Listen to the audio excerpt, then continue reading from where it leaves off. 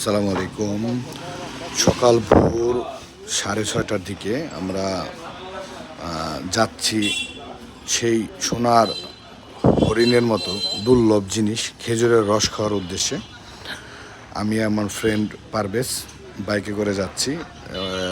সকালে উঠার অভিজ্ঞতাটা আপনাদের সাথে শেয়ার করি। অনেক কুয়াশা ছিল, প্রচুর ঠান্ডা, রাস্তাঘাটে দেখা যায় না, একটু দূরেই দেখা যায় না। এই যে এটা রুটঘাটের অবস্থা, একদম কুয়াশা। আইসা পৌঁছালাম আমরা। দেন এক মুরব্বী আমাদের আইসা রস দিয়ে গেছে, 1 লিটার রস হাতে পেয়ে আমরা মহা খুশি। তারপর পারভেজকে বলতেছি যে বন্ধু তুমি আগে টেস্ট করো। পরে ও মুখ খুলতেছে এবং খাবে। একদম টাটকা রস খাওয়ার অনুভূতিও বলতেছে।